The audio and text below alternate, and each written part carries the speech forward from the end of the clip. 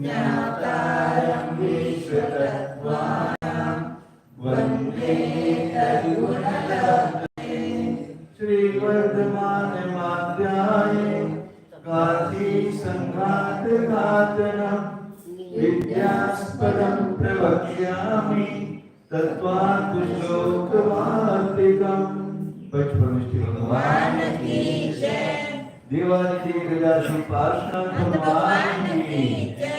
प्रपूज्य आचार्य श्री उमा स्वामी जी महाराज की जय। प्रपूज्य आचार्य श्री विद्यानंद स्वामी जी महाराज की जय। प्रपूज्य आचार्य श्री शांति सागर जी महाराज की जय। प्रपूज्य आचार्य श्री सनकी सागर जी महाराज की जय। प्रपूज्य आचार्य श्री अभिनंदन सागर जी महाराज की जय।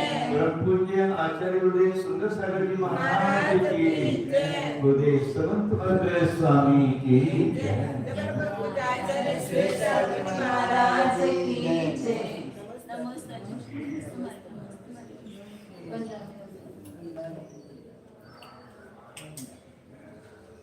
प्रकरण चल रहा था। बौद्ध जो है वो अवयवी को नहीं मानता है, वास्तविक परमात्मा सब नहीं मानता है।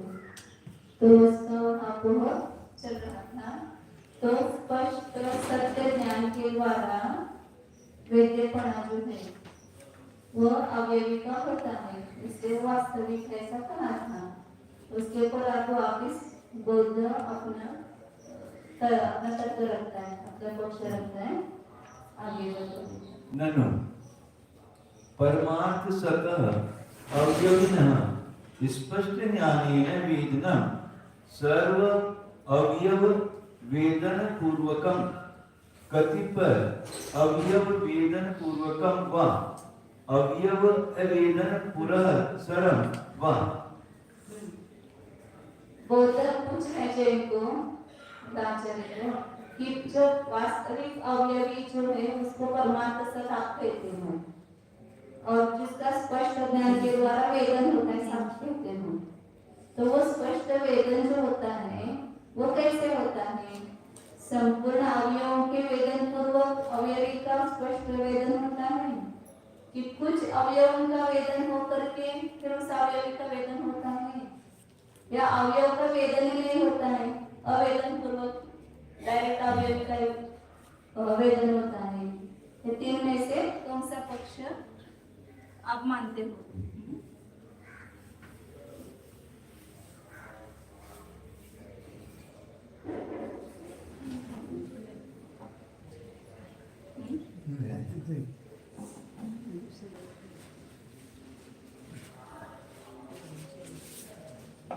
अवयवी का वेदन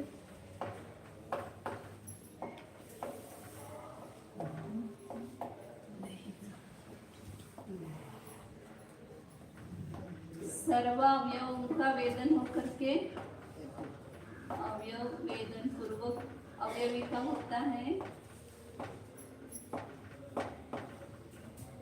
या कुछ अवयव वेदन पूर्वक होता है, या अवेदन मतलब अवयवों का वेदन ही नहीं होता है, अवेदन पूर्वक अवयवी का वेदन होता है। ऐसा तीन पक्ष उसने रखे हैं सामने। आप बोलते हैं ना अवयवी का ज्ञान होता है, तो पहले अवयवों का ज्ञान होकर के फिर सब अवयवों का ज्ञान होकर के फिर अवयवी का ज्ञान होता है, या उसमें से कुछ अवयव उसमें से दिखाई देते हैं फिर अवयवी का ज्ञान होता है, या अवयवों का वेदन ही नहीं होता है, अवेदन पूर्वक अवयवी का ज्ञान होता है। इसमें से कौन सा पक्ष आप स्वीकार करते हो? उसका एक एक का खंडन करता है, मतलब वही निराकरण करता है। दो बताते तीनों में न तावत् आद्य पक्ष सर्वदा तद अभाव प्रसंगात् किंचित यस्य सर्व अवयव वेदना असंभवात्। पहला पक्ष आप लेंगे कि सर्व अवयव वेदन पूर्वक अवयवी का वेदन होता है, तो ठीक नहीं है, क्योंकि उसका वेदन ही नहीं होगा फिर अवयवी का। सर्वदा तद अभाव प्रसंगात उस अवयव के वेदन का अभाव का ही प्रसंग आएगा, क्योंकि जो किंचित है कुछ जानने वाला है उसको संपूर्ण अवयव का वेदन कैसे होगा?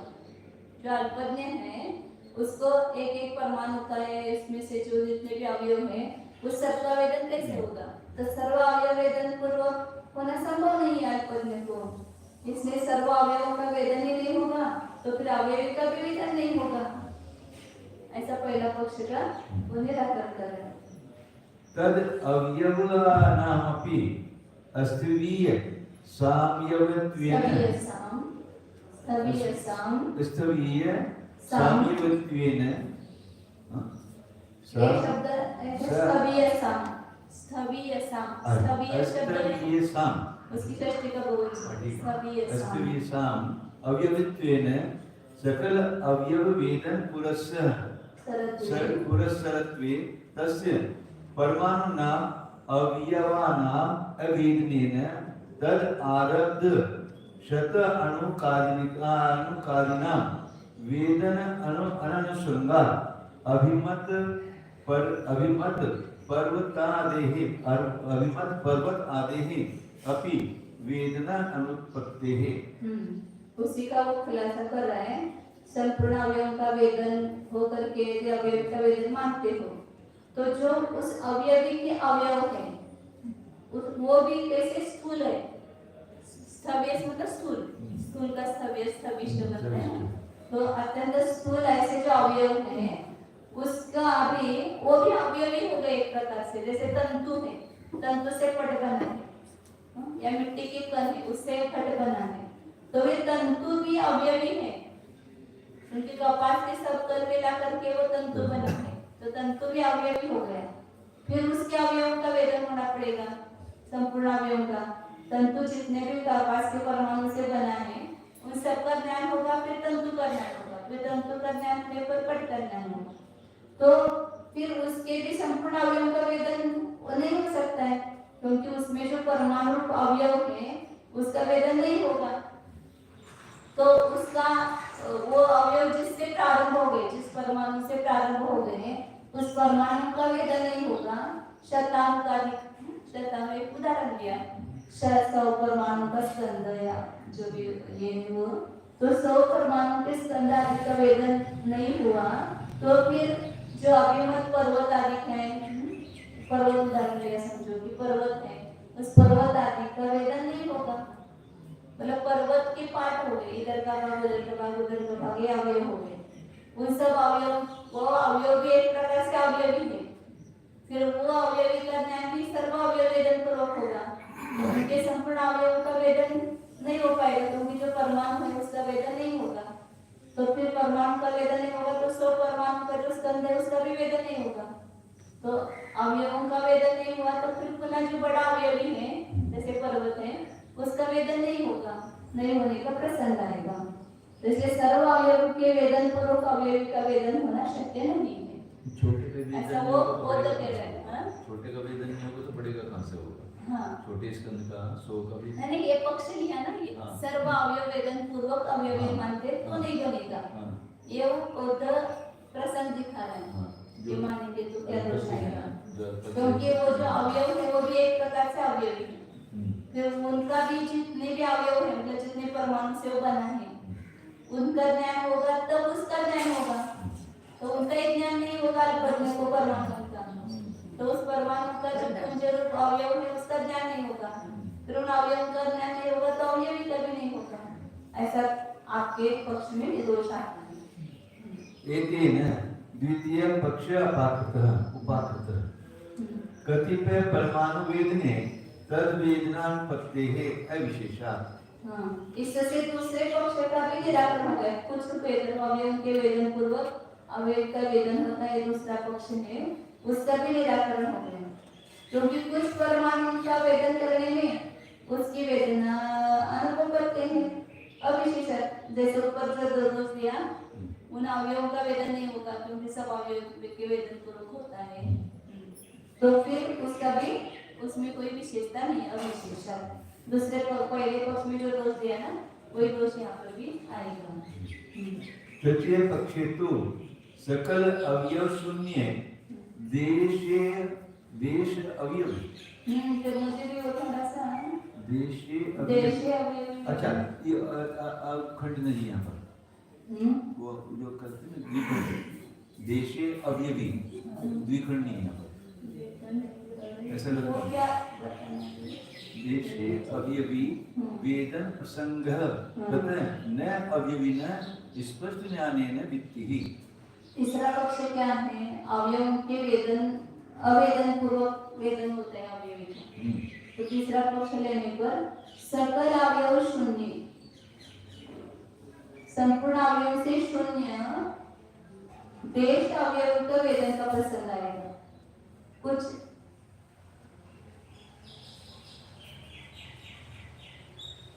देश देशीय अवयव संपूर्ण अवयव से शून्य ऐसे सकल अवयव से शून्य होने पर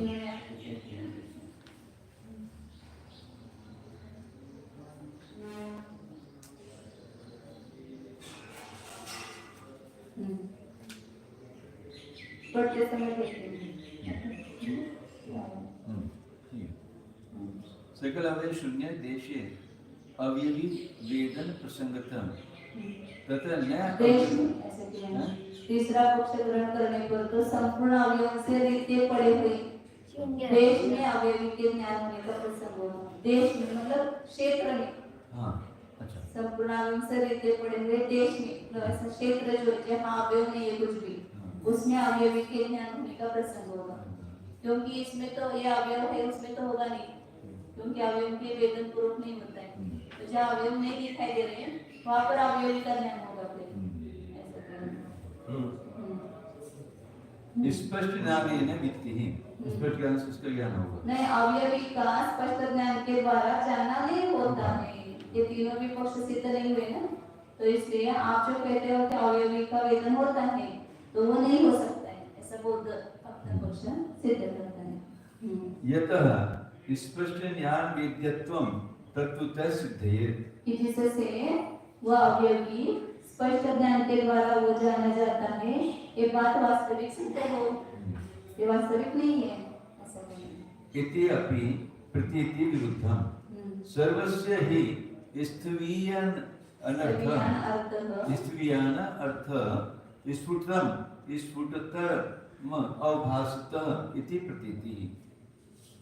ऐसा आपका कहना जो है वो प्रतीति से विरुद्ध है। मतलब अवयवी का स्पष्ट ज्ञान के द्वारा जाना नहीं चाहता, ऐसा आप जो कह रहे हो बोलते लोग, वो आपका कहना प्रतीति से विरुद्ध है। क्योंकि सभी लोगों को सीधा प्रतीति हो रही है।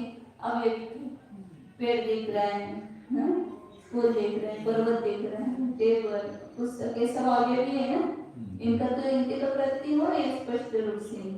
तो इसकी आपकी बात प्रतीति से विरुद्ध है, क्योंकि सभी स्थूल पदार्थ अत्यंत स्पष्ट रूप से अवभासित होते हैं, ऐसी प्रतीति हो रही है।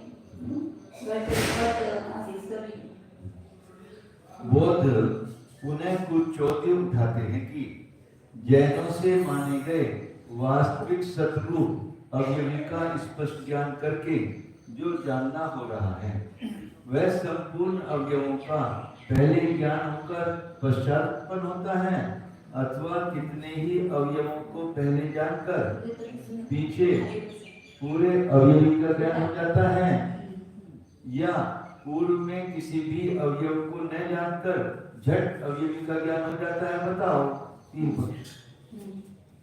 तीन पक्षों में से पहले आदि का पक्ष ग्रहण करना तो आप जैनों को ठीक नहीं पड़ेगा, क्योंकि सदा ही उस अवयवी के अभाव का प्रसंग हो जाएगा। सर्वज्ञ के ही संपूर्ण सूक्ष्म स्थूल अवयवों का ज्ञान होना बन सकता है। कुछ थोड़ा सा जानने वाले हम लोगों के तो संपूर्ण अवयवों का ज्ञान होना असंभव है। उन घटपट आदि अवयवों के कपाल तंतु आदि अवयव भी तो अति स्थूल होने के कारण अवयवी हैं। अतः उन अवयव रूप अवयवियों का ज्ञान भी पहले संपूर्ण कपालिका छोटे तंतु आदि संपूर्ण अवयवों के ज्ञान हो चुकने पर ही होगा। इस प्रकार षडनु पंचनु आदि के क्रम से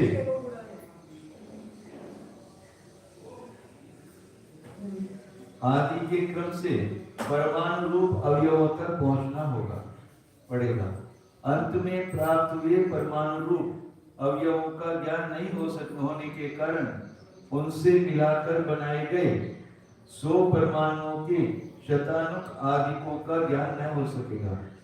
इस प्रसंग की आपत्ति होने से अभीष्ट बड़े पर्वत समुद्र आदि अवयवों का भी ज्ञान होना न बन सकेगा। मूल ही नहीं तो शाखा कहां से बन सकती है? परमाणु का ज्ञान न होने से द्वय अणु का और द्वय अणु का ज्ञान न होने से त्रय अणु का ज्ञान न होगा। इस प्रकार कारणभूत नीचे के अवयवों का ज्ञान न होने से कार्य रूप ऊपर के महाअवयवी का ज्ञान न हो सकेगा। इस कथन से जैनों के दूसरे पक्ष का भी खंडन हो चुका समझ लिया जाता है। सुनिए, द्वितीय पक्ष के अनुसार कितने ही एक परमाणुओं का अस्मद आदि को ज्ञान होता नहीं है, अतः किसी भी अवयवी का ज्ञान होना न बन सकेगा। कितने मतलब थोड़े से परमाणु को इसका मना जी, क्योंकि तो सूक्ष्म उसका ज्ञान तो नहीं हो पाएगा। पहले और दूसरे पक्ष में कुछ परमाणुओं का ज्ञान करना तो आवश्यक है, किंतु जैन मतानुसार परमाणुओं का ज्ञान हम लोगों को होता नहीं है, अतः उनसे बने हुए अवयवी का ज्ञान न हो सकना रूप दोष दोनों पक्षों में समान रूप से लागू हो जाता है, कोई अंतर नहीं है। तीसरा पक्ष ग्रहण करने पर तो संपूर्ण अवयवों से नीचे पड़े हुए देश में अवयवी के ज्ञान होने का प्रसंग होगा। जब जगह खाली है वहाँ कुछ भी अवयवी नहीं है, उसमें भी अवयवी का ज्ञान होगा। अर्थात अवयवों का सर्वथा ज्ञान हुए बिना ही जब अवयवी का ज्ञान होने लगेगा तो जहाँ घट पट आदि का अंश मात्र भी नहीं है, वहाँ भी घट पट पर्वत आदि का ज्ञान हो जाना चाहिए। अवयवों के विद्यमान रहने की या उनके ज्ञान होने की तो कोई आवश्यकता पड़ती नहीं है। अवयव के बिना वेदन होते ही अवयवी का वेदन हो रहा है। हाँ। तो जहाँ अवयव नहीं यहाँ पर घट दिखना चाहिए, यहाँ भी घट दिखाई देगा। इस कारण आप जैनों के यहाँ अवयवी की स्पष्ट ज्ञान द्वारा प्रमिति नहीं हो सकती है, जिससे कि स्पष्ट ज्ञान से जाना गयापन हेतु वास्तविक रूप से सिद्ध हो गई। यानी अवयवी को वास्तविक सिद्ध करने के लिए आप जैनों से कहा गया स्पष्ट ज्ञान विद्यपना हेतु अवयवी में न रहने के कारण असिद्ध हेत्वाभास है। अब आचार्य कहते हैं कि बौद्धों का यह सब कहना भी लोक प्रसिद्ध प्रतीतियों से विरुद्ध पड़ता है, क्योंकि अतीव स्थूल घट पट पर्वत आदि अर्थ अधिक स्पष्ट पने से जाने जा रहे हैं। यह प्रतीति सब जीवों को निश्चय से हो रही है। जिस अवयवी का स्पष्ट प्रतिभास हो रहा है, व्यर्थ में कोरे झूठे विकल्प लगाने से उसके बालार्थ का भी खंडन नहीं हो सकता है। कोई दरिद्र पुरुष किसी श्रेष्ठी के द्रव्य कमाने का विकल्प उठाकर खंडन करना चाहे कि मैं भी पुरुष हूँ और श्रेष्ठ भी पुरुष है, हम दोनों के ही हाथ पांव विद्यमान हैं इत्यादि कुतर्कों से उस भाग्यवान के सेठ बने का खंडन नहीं हो जाता है। बाल गोपालों को भी स्वतंत्र अवयवी का स्पष्ट रूप से ज्ञान हो रहा है। ऐसी दशा में पक्ष में रहता हुआ हेतु अवयवी के वास्तविक पने को सिद्ध कर ही देता है। लेख या लाठी के एक देश को खींचने पर पूरे पिंड का आकर्षण होता है। लेस के कपड़े का लेस से लाठी को खींचते तो पूरी लाठी आती है ना। हाँ। ऐसे लेस मतलब वो जैसे ओढ़नी होती है ना। हाँ। इसको खींचेंगे तो पूरी नहीं। यदि अवयवी को न माना जाएगा तो रेत या बालू के समान खंडित टुकड़ों के द्वारा पानी खींचना बोझ डालना आदि कार्य नहीं हो पाते, किंतु कार्य होते हैं।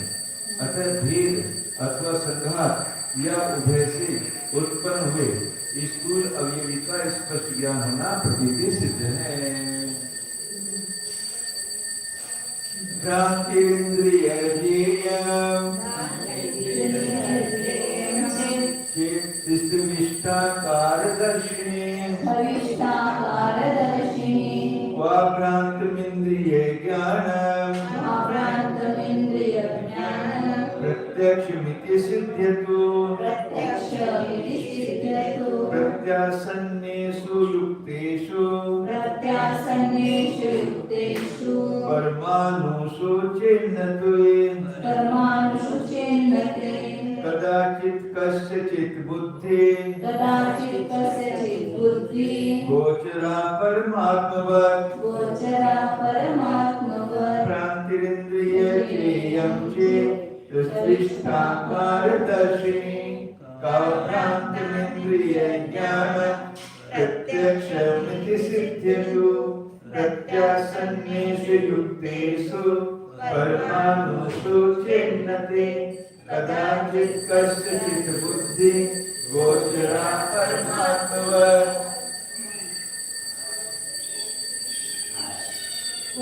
बौद्ध कहता है कि भ्रांति इंद्रियजायम सविष्टाकारदर्शिनी चेत। सविष्ट मतलब सबसे स्थूल,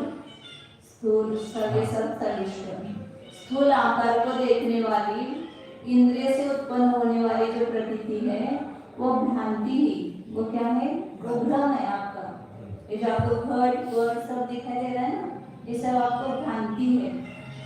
तो फिर आचार्य उनको पूछते हैं, ऐसा कहते हो तो वो इंद्रिय ज्ञानम प्रत्यक्षम अभ्रांतम इति सिद्ध्यतु। इंद्रिय ज्ञान जो प्रत्यक्ष के सामने प्रत्यक्ष, वो कहाँ पर भ्रांति रहित होगा? जो अवयवी को देखने वाला जो ज्ञान है इंद्रिय से उत्पन्न होने वाला, वो तो भ्रांति कहते हैं। फिर कौन सा ज्ञान है इंद्रिय से उत्पन्न होने वाला कि जो अभ्रांत है, भ्रांति रहित है? इति सिद्ध्यतु, वो भ्रांति रहित ऐसा सिद्ध हो। प्रत्यक्ष मानते हैं इंद्रिय ज्ञान को। हाँ, प्रत्यक्ष मानते हैं।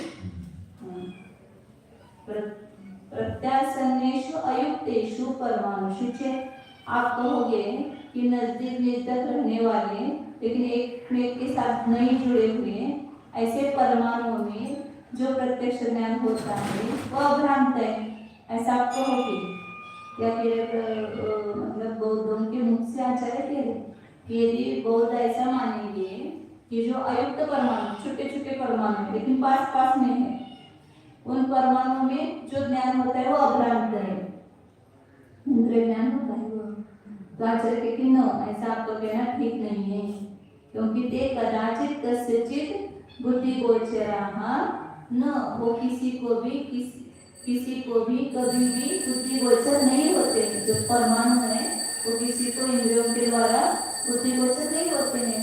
जैसे परमात्मा इंद्रियों से बुद्धि गोचर नहीं होता है, ऐसे परमाणु भी इंद्रियों से बुद्धि गोचर नहीं होते हैं। तो उसको अभ्रांत कैसे कहेंगे? वो दिखाई नहीं देते हैं इंद्रियों से, तो उसको अभ्रांत प्रत्यक्ष कैसे कहेंगे? वहाँ बोध यूं कहें कि अधिक स्थूल आकार को दिखलाने वाली यह इंद्रिय जन्य ज्ञप्ति तो भ्रांति रूप है। जैसे कि अनेक धार्मियों के समुदाय को एक राशि मान लेना विपर्य ज्ञान है।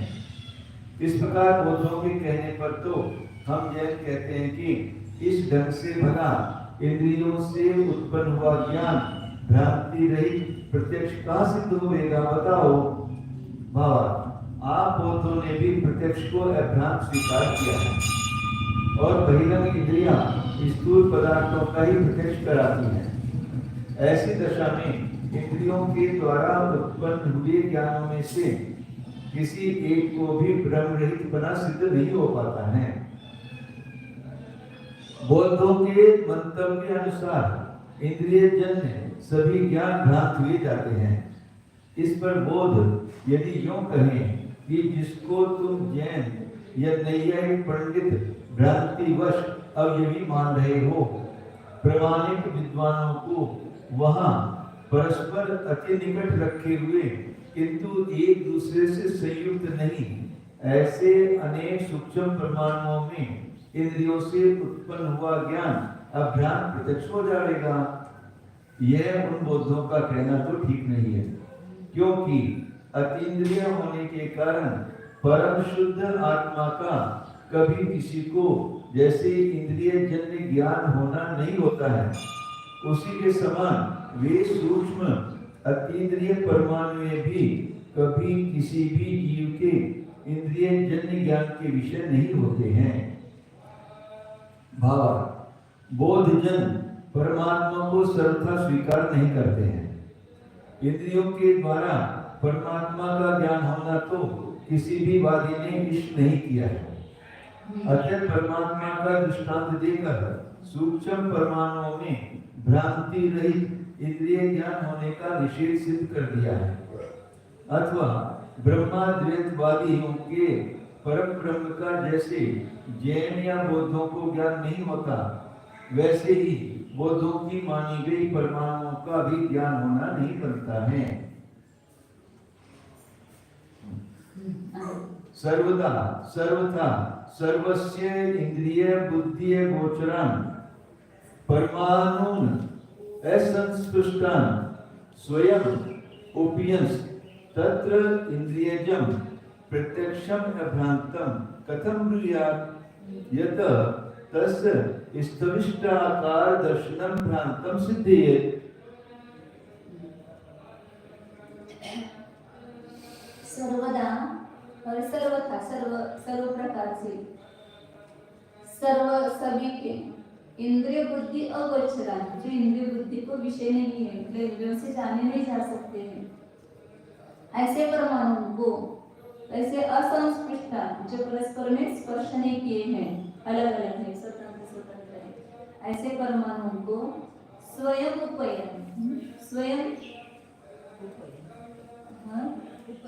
उपयन प्राप्त करता हुआ तत्र इंद्रियजन प्रत्यक्षम अभ्रांतम कथम ब्रूयात्, वहां पर इंद्रिय से उत्पन्न होने वाला जो प्रत्यक्ष है उसको अभ्रांत कैसे कह सकता है? जो इंद्रिय बुद्धि के विषय ही नहीं है, ऐसे परमाणु को प्राप्त करके इंद्रिय से उत्पन्न होने वाले प्रत्यक्ष ज्ञान को अभ्रांत कैसे कह सकते हैं? क्योंकि जिससे उसका स्थूल आकार का दर्शन भ्रांत सिद्ध होगा। मतलब वो परमाणु ही बुद्धिगोचर नहीं है, तो फिर उससे उत्पन्न होने वाला जो इंद्रिय प्रत्यक्ष ज्ञान है वो अभ्रांत कैसे कहलाएगा? और वो यदि होता ही नहीं है तो स्थूल आकार का दर्शन भ्रांत है, ऐसा आप कैसे कह सकते हो? कैसे सिद्ध होगा?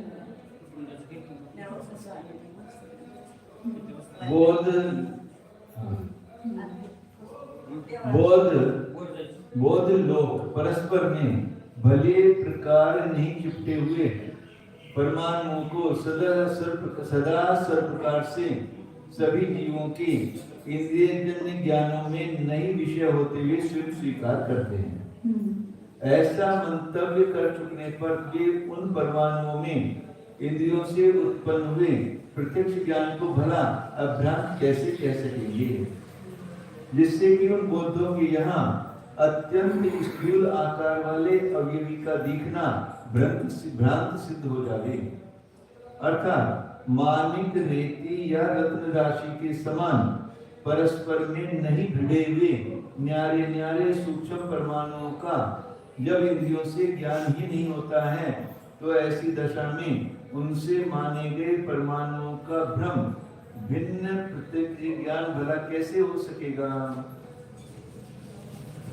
परमाणु का भ्रम भिन्न प्रत्यक्ष ज्ञान है नहीं, बिना भ्रम के, किंतु वहां विपर्य रहित समीचीन ज्ञान हो रहा है। अतः स्थूल आकार वाले एक अवयवी का प्रत्यक्ष प्रमाण से दिखना बन जाता है, इसमें कोई भ्रांति नहीं है।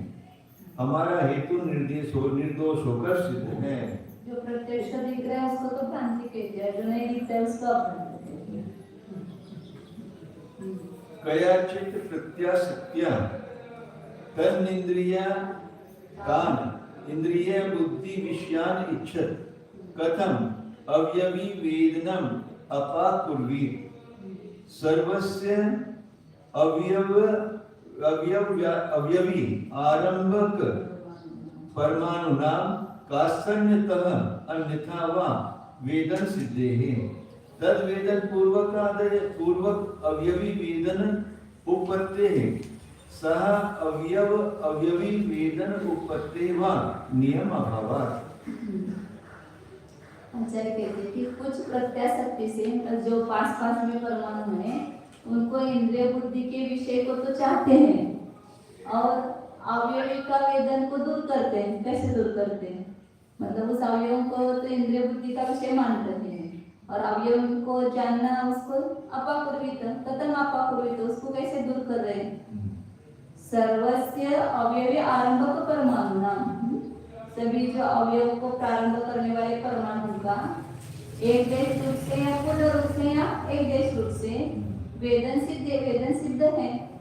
तद वेदन पूर्वक अवयव वेदन उत्पत्ति है और उस वेदन पूर्व अवयव के वेदन पूर्वक अवयव का वेदन प्राप्त होता है अथवा स अवयव वेदन उत्पत्ति या दोनों का एक साथ अवयव अवयवी दोनों का वेदन का जानना एक साथ होता है।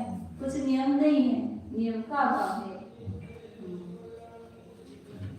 अवयव के वेदन पूर्वक अवयव का वेदन ज्ञान होगा या एक साथ अवयव अवयव दोनों का भी एक साथ ज्ञान हो सकता है। इसमें कोई नियम नहीं है। कपाल को घट का अवयव कहेंगे ना। हाँ। तो अवयव पूर्वक अवयवी का ज्ञान हो रहा या पूरे घट का भी एक साथ ज्ञान हो रहा। एक साथ। आप बोध किसी संबंध विशेष से उन परमाणुओं का इंद्रियजन्य ज्ञान में विषय पड़ जाना यदि इष्ट कर रहे हो तब तो स्थूल अवयवी के प्रत्यक्ष होने का खंडन आप कैसे कर सकेंगे? यदि वादियों के यहाँ अवयवी को बनाने वाले परमाणुओं का संपूर्ण रूप से अथवा अनुमान द्वारा दूसरे प्रकार से ज्ञान होना सिद्ध है, पहले उन परमाणु रूप अवयवों का ज्ञान करके पीछे अवयवी का ज्ञान होना बन जाता है, अथवा एक साथ भी अवयव और अवयवी का ज्ञान होना बन जाता है। कोई एकांत रूप से नियम नहीं है। अर्थात इंद्रिय गोचर अवयवों का ज्ञान होकर पीछे अवयवी का ज्ञान हो जाता है। जैसे कि तत्वों को देखकर पट यानी थान का ज्ञान हो जाता है तथा अवयव और अवयवी का दोनों का ज्ञान एक साथ भी हो जाता है। जैसे पमोली और पोंडे का या बूंदी और लड्डू का एक साथ ज्ञान हो जाता है। पमोली में एक पोरी पूरे पोंडे की क्या होता है? क्या और एक ये पूरा गन्ना है और उसका एक पौर लोग केवल वो पमोली हो गया उसका और पूरा गन्ना पमोली पौड़ा हो गया। पमोली मतलब वो कांडा को बोलते हैं। एक कांडा इस तरह बूंदी एक छोटा सा बूंदी देखकर पूरे लड्डू का ज्ञान हो जाता है। और ऊपर थान जो थान तो समझते ना कपड़े का जो पूरा लिपटा हो उसका थान। स्यादवादियों ने जैन सिद्धांत में अवयव और अवयवी के प्रत्यक्ष करने में नैयायिक या सांख्यों के समान कोई उत्सित हट नहीं पकड़ रखा है। पमोली मतलब वो गन्ने का कांडा और पोंडा मतलब पोंडा पूरा गन्ना पूरा गन्ना। पोंडा काना पोंडा बड़ा हाथ से तो रोवे और ज्ञान जो धर्म ध्यान की भूमि विषय बोले उसका पूरा क्या है? एक गन्ना है ना, गन्ने में बीच में कोई एक लाइन होती है कई किसी में काना कहते हैं उसको। तो उसको जब चूसते हैं मुंह से तो ये छिल जाता है, ये होठ छिल जाता है तो रोता है, ये होठ छिल गया। और यदि उसी गन्ने को बीच में भूमि में खोदोगे तो कितने गन्ने हो जाएंगे। इसी तरह ये शरीर है काने पोंडे की तरह, इसको भोग में लगाओगे तो रोगे और योग में लगाओगे तो धर्म ज्ञान की भूमि हो जाएगा। आगे के लिए कितने सारे बहुत फलदायी होगा। हाँ, यदि पुनः न परमाणुः कथंचित कस्यचित इंद्रिय बुद्धेः गोचरा न अपि अवयवी। वो बौद्ध कहता है न परमाणु बुद्धि के गोचर होते हैं, इंद्रिय बुद्धि के गोचर होते हैं, न कोई अवयवी वो भी इंद्रिय बुद्धि का विषय नहीं है। दोनों भी इंद्रिय बुद्धि के विषय नहीं है। न च तत्र इंद्रियजम प्रत्यक्षम अभ्रांतम सर्वम आलम्बते भ्रांतम इति वचना। और उसमें जो इंद्रियों से उत्पन्न होने वाला प्रत्यक्ष ज्ञान है वो भी अभ्रांत नहीं है। अभ्रांत को आलंबन नहीं करता है, क्योंकि भ्रांत है ऐसा वचन होने से वो उसका जो प्रत्यक्ष ज्ञान हो रहा है इंद्रियों से वो भ्रांत है, वो वास्तविक नहीं है, ऐसा वो बौद्ध कह रहे हैं। सर्वज्ञानानाम सर्वज्ञानानाम आलम्बनत्वात् इति मतिः तदा प्रत्यक्षं कल्पनारूढम् अभ्रांतम् इति वच अनर्थकम् एव स्यात् कस्यचित् प्रत्यक्षस्य अभावात्। सभी ज्ञान आलम्बन रहित होने से ऐसे यदि तुम्हारी बुद्धि है तब आपने जो प्रत्यक्ष का लक्षण किया है, जो कल्पना से रहित है और अभ्रांत है वह प्रत्यक्ष है, यह वचन तुम्हारा निरर्थक हो गया, क्योंकि सभी ज्ञान को हमने कैसे मान लिया, भ्रांत मान लिया। तो कल्पना से रहित और भ्रांत रहित जो ज्ञान है प्रत्यक्ष है, ऐसा वचन ही आपका निरर्थक हो गया, ऐसा आचार्य करें। कस्यचित् प्रत्यक्ष है, कोई भी प्रत्यक्ष रहा ही नहीं ना आपके यहाँ, सभी प्रत्यक्ष भ्रांति हो गए। यदि फिर बौद्धों का यह मंतव्य हो कि परमाणु में किसी भी प्रकार किसी के भी इंद्रिय जन्य ज्ञान के विषय नहीं है और अवयवी भी किसी के ज्ञान से नहीं जाना जाता है तथा उनमें उत्पन्न हुआ इंद्रिय जन्य भ्रांति रहित प्रत्यक्ष ज्ञान भी ठीक सभी विषयों को आलंबन नहीं करता है, क्योंकि बहिरंग विषयों को जानने वाले संपूर्ण ज्ञान भ्रांत हैं, ऐसा हमारे शास्त्रों में कहा है। संपूर्ण ज्ञान स्वयं को ही जानते हैं, विषय को नहीं। सभी ज्ञानों का विषयभूत कोई आलंबन कारक नहीं है। ये मतलब बौद्धों में आगे कह रहे ना, हाँ। तो जो ज्ञान कायिकांत करता है पदार्थ को मानता ही नहीं है, तो कहते ज्ञान का वेतन होता है, पदार्थ का होता ही नहीं। तो सभी ज्ञान आलंबन रहित है। जिसको कि ज्ञान द्वारा जाना जाए, इस प्रकार योगाचार या व्यवहारिकों का विचार है। तब तो हम कहेंगे कि आप बौद्धों ने प्रत्यक्ष का लक्षण कल्पनाओं से रहित और भ्रांति रहित जो स्वीकार किया है, यह वचन व्यर्थ ही हो जाएगा, क्योंकि आपके विचार अनुसार तो किसी भी प्रत्यक्ष ज्ञान का होना संभव नहीं है। यानी स्वतांत्रिक बौद्धों ने बहिरंग इंद्रियों से जन्य और मन से जन्य तथा योगियों का एवं स्वसंवेदन इस प्रकार चार प्रत्यक्ष माने, किंतु ये चार ही अपने विषयों को जानते हुए आलंबन सहित हैं। सभी ज्ञानों को यदि ये विषय माना जाएगा तो कोई भी प्रत्यक्ष नहीं बन सकेगा। प्रत्यक्ष ज्ञान में यानी आलंबन किसे होता ही है विषय का है, वो एक ऐसा उनका स्वसंवेदन प्रत्यक्ष का एकांत करते हैं कोई बौद्ध, तो वो पदार्थ का वेदन ही नहीं मानते ना। ज्ञान के द्वारा ही पदार्थ ज्ञान ही वेदन का पदार्थ नहीं, पदार्थ है ही नहीं जगत में कोई, ज्ञान ही है। नहीं को उड़ा देते हैं।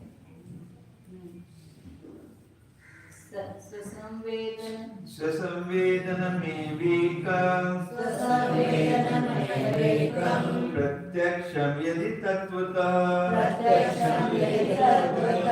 सिद्धिरंशांशि रूपस्य चेतनस्य ततो न किम् स्वसंवेदनमेवैकम् प्रत्यक्षं यदि तत्वतः सिद्धिरंशांशि रूपस्य चेतनस्य ततो न किम्। यदि एकम स्वसंवेदनम एवं प्रत्यक्षम तत्वतः, यदि वास्तविक रूप से एक स्वसंवेदन प्रत्यक्ष ही है, ऐसा भी आपका कहना है, तो आचार्य कह रहे हैं फिर तो अंश और अंशी रूप चेतन की सिद्धि हो गई, क्यों नहीं होगी?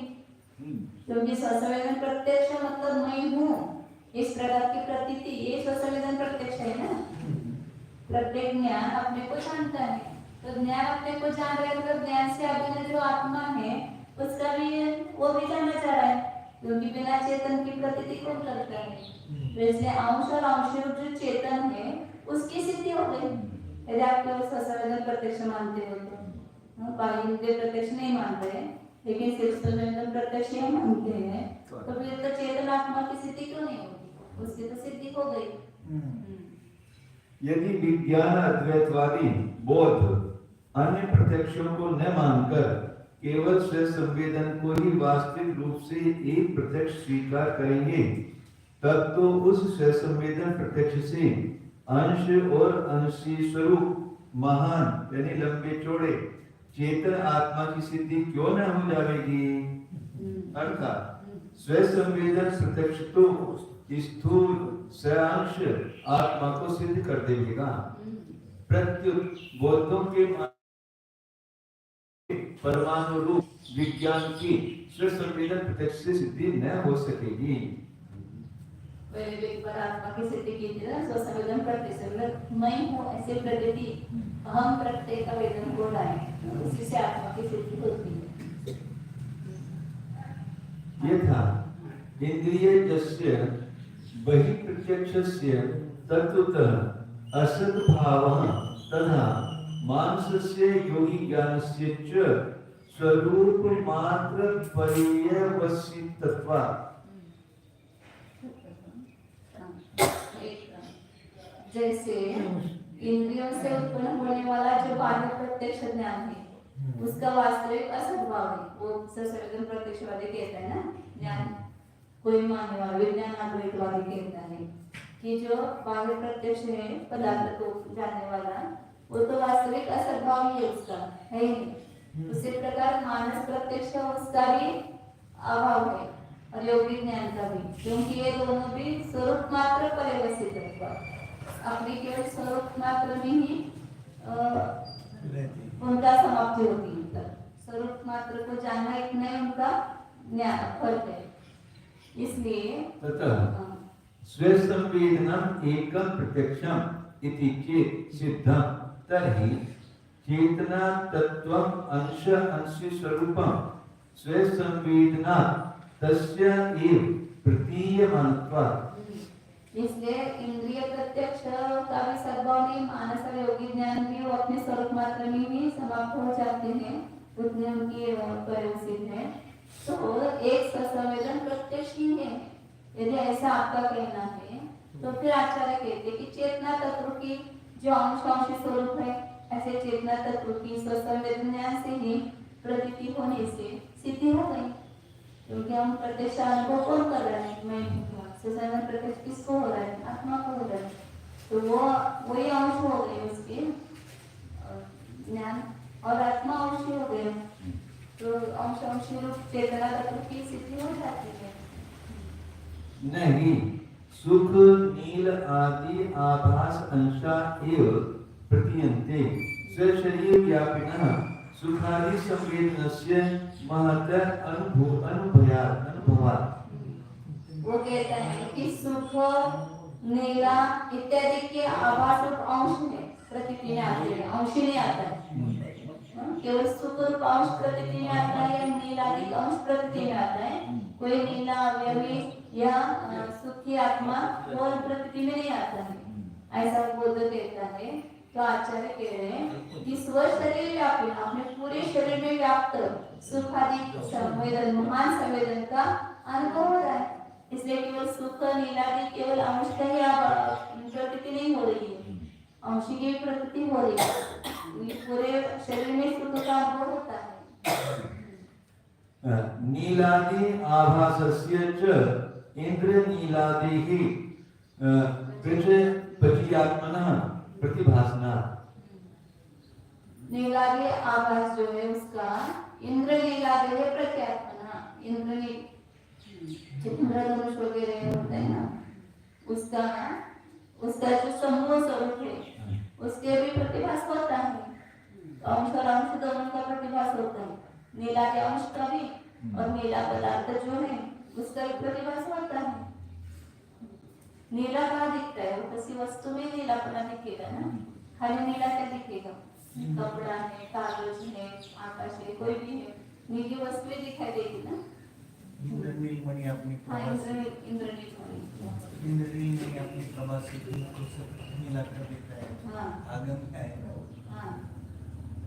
बौद्ध कहते हैं कि जैसे चक्षु आदि 5 इंद्रियों से उत्पन्न हुए बहिरंग प्रत्यक्ष की परमार्थ रूप से सत्ता सिद्ध नहीं है, इसी प्रकार अंतरंग मन इंद्रिय से उत्पन्न हुए मानस प्रत्यक्ष की और योगियों के अतीन्द्रिय प्रत्यक्ष की भी सत्ता को हम नहीं मानते हैं। कोई भी बहिरंग नई पदार्थ वस्तुभूत नहीं है, केवल विज्ञान परमाणु में ही परमार्थ स्वरूप है। सभी ज्ञान केवल अपने स्वरूप को जानने में ही लवलीन टकटकाई लगाए रखना रहते हैं। इस प्रकार हम योगाचार केवल स्वयं को जानने वाले एक स्व संवेदन को ही प्रत्यक्ष मानते हैं। इस प्रकार बौद्धों के कहने पर तो अंश और अंशी स्वरूप चेतना यानी ज्ञान तत्व सिद्ध हो जाता है, क्योंकि स्व संवेदन प्रत्यक्ष से तो उस धर्म रूप चेतन की ही प्रतीति की जा रही है। अंतरंग सुख इच्छा आदि को और बहिरंग नील पीत आदि को प्रकाश करने वाले केवल अंश ही नहीं प्रतीत हो रहे हैं, किंतु साथ में अपने शरीर यानी डील में व्यापक रूप से रहने वाले महान लंबे चौड़े मोटे सुख आदि अंशी के संवेदन का भी अनुभव हो रहा है। अथवा तथा नीलमणि इंद्रनीलमणि माणिक्य आदि के अनेक प्रदेशों का समुदाय रूप नील रक्त आदि प्रकाशों का प्रतिभास हो रहा है। भावार्थ नील लाल आदि को जानने वाले ज्ञानों में अंशों के समान लंबे चौड़े अंशी रूप ज्ञान प्रकाश का भी अनुभव हो रहा है। अतः बहिरंग और अंतरंग पदार्थों के ज्ञानों में अंशीपना भी स्व संवेदन प्रत्यक्ष से जान लिया गया मान लेना चाहिए।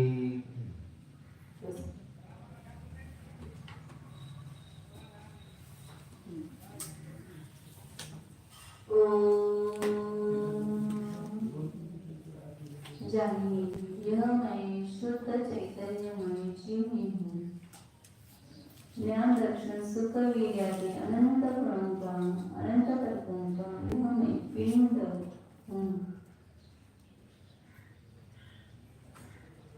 सब गुण अलग अलग नहीं है, उनका स्वभाव अलग अलग होते हुए भी वे सब एक आधार से एकत्व रूप से रह रहे हैं। उस अपनी एक शुद्ध आत्मा की प्रतीति कीजिए जो सभी न्यायाकारों में व्याप्त है। शुद्ध चैतन्य स्वरूप संकोतीर्णायक स्वरूप एकत्व स्वरूप